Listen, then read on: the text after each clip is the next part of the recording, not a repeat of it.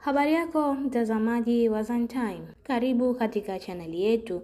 Usisahau kusubscribe, kulike, kucomment pamoja na kushare. Mimi ni Warda Hamid.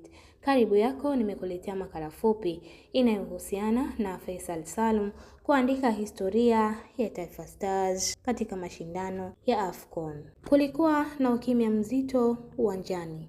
Ndoto ya Tanzania ilikuwa ikining'inia kwenye uzi mwembamba. Tunisia walikuwa mbele, muda ulikuwa unakwenda na matumaini ya Taifa Stars kuendelea AFCON yalionekana kufifia. Lakini katika soka, dakika moja inaweza kubeba hatima ya taifa zima. Baada ya Tunisia kupata goli kupitia penalti, wengi walizani safari ya Tanzania imefika mwisho. Lakini wachezaji wa Taifa Stars walikataa kukubali kushindwa. Walibana meno, waliinua vichwa, wakiamua kupigania heshima ya bendera ya kijani, njano na buluu. Ndipo Faisal Salum akasimama.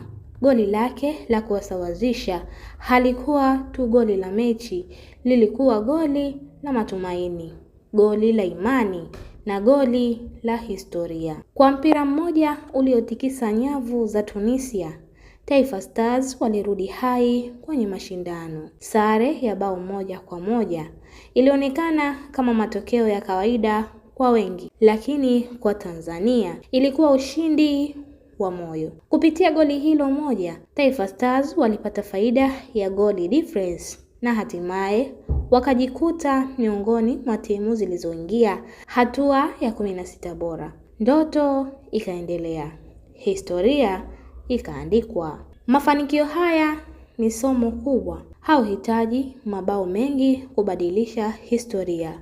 Unahitaji ujasiri wa kusimama pale wengine wanakata tamaa.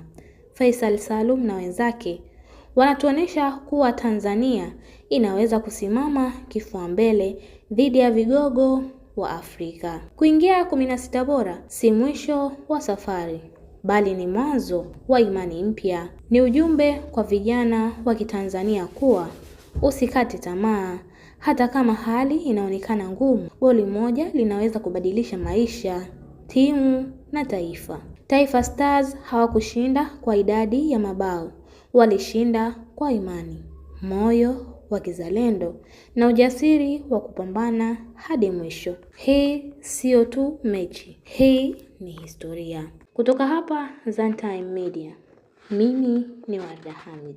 Usisahau kusubscribe, kulike, kucomment pamoja na kushare.